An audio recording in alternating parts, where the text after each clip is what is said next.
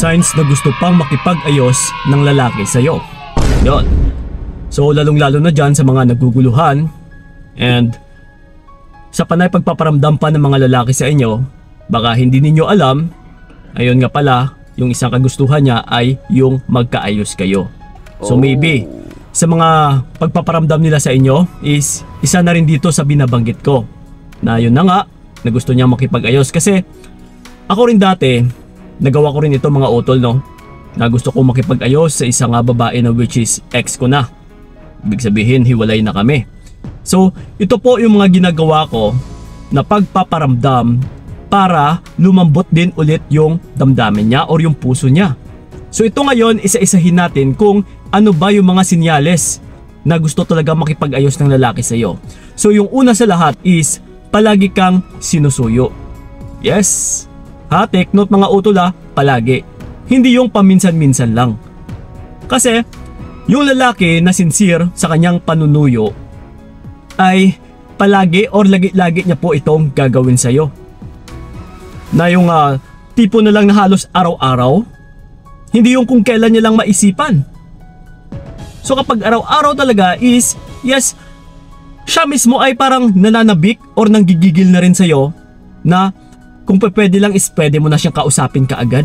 So isa rin po ito sa sinyalis na gusto niyang makipag-ayos sa'yo. Okay? So yon. And then ito yung pangalawa ay palagi kang kinakausap. Yes. Hindi lang sa panunuyo kundi halos araw-araw ka rin kinakausap. Yung tipong gumagawa talaga siya ng paraan na para magkaroon pa rin kayo ng ugnayan or ng communication. Yung tipong hindi niya pinuputol yung pag-uusap ninyo.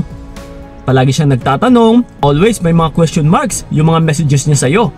So yun na nga, once na gusto kanyang kausapin palagi or kung minsan kakamustahin ka, kamusta ka na dyan? Yes, kahit hindi mo pa papansinin pero hindi pa rin siya tumitigil. Yes, signs po yan na gusto niyang makipag-ayos sa'yo. Okay, so yun. And then ito pa, yung pangatlo is palagi kang niyayaya lumabas. Pag sinabing palagi, ibig sabihin ay possible na hindi ka pumapayag. Kaya lagi-lagi kanyang sinusuyo, lagi-lagi kanyang niyayaya, hanggang mapapayag ka niya. So, ako kasi mga utol, no, dati, isa rin talaga sa ginawa or sa ginagawa ko ito, na susuyuin ko yung isang babae kasi gusto ko pang makipag-ayos eh.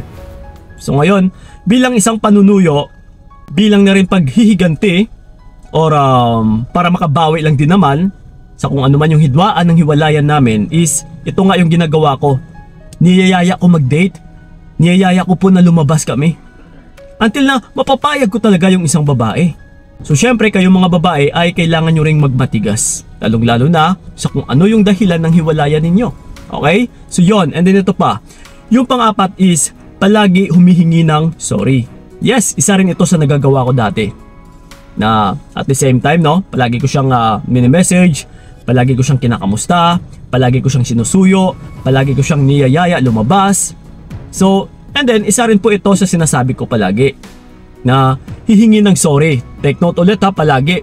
Hihingi ako ng sorry sa kanya, sorry na sa mga nagawa ko. Patawarin mo naman ako. Ha, paulit-ulit utol. Ha, kasi isa rin ito sa gawain din talaga namin ng mga lalaki na ipakita namin kung gaano kami kasinsir na makipag-ayos sa isang babae. That's why hindi talaga yan titigil or ipapakita namin na hindi kami susuko. Ha, so ganun po yon. So kapag yung isang lalaki ay palaging ginagawa yung paghingi ng sorry, palagi kang kinakausap, is sinyalis din po yan na gusto niya makipag-ayos talaga sa'yo. And then yung panghuli natin is yung isa pa, panay react sa bawat post mo sa social media. Na isa rin talaga ito sa ginagawa ko dati, na panay akong papapansin sa kanya. Panay ako react, panay ako puso ng puso, panay ako comment na para lang mapansin niya. Para hanggang lumambot talaga yung puso niya. Yes, para matanggap niya rin na makipag-ayos sa akin. Pero again mga utol, ito po ha, sa pamagat pa lang natin na gusto niyang makipag-ayos. Pero hindi natin alam kung ano ba talaga yung motibo niya, kung bakit siya makipag-ayos sa'yo. So still kailangan nyo pa rin mag-ingat. Ha, kasi yung iba is gusto talaga makipag-ayos sa'yo para lang magamit ka pa. Or di kaya is dati kasi palagi kanyang napapakinabangan. Na even din sa akin dati is gusto kong makipag-ayos kasi nga may something pa ako nga parang nabibitin pa ako. Parang nakukulangan pa ako. Pero yung iba din naman, malay natin is seryoso nga rin talaga siya sa'yo na makipag-ayos. That's why kailangan mo pa rin mag-ingat or pagmasdan yung bawat kinikilos ng lalaki. Okay, pero sa sinyalis na ito, yes, which is proven po na gusto niya talagang makipag-ayos sa'yo. Okay? So yun po mga utol, sana'y nakatulong yung video na ito, and then sa mga gusto ako makausap one-on-one, puntahan niyo po yung aking FB page na Payong Kaibigan ni Kiko. And don't forget to subscribe my YouTube channel and Facebook page. I-follow niyo po ako doon. So yun po, maraming salamat talaga. So ingat kayo. God bless and babush! Binigay ko lahat para wala kang masabi, kaya nga hindi ko alam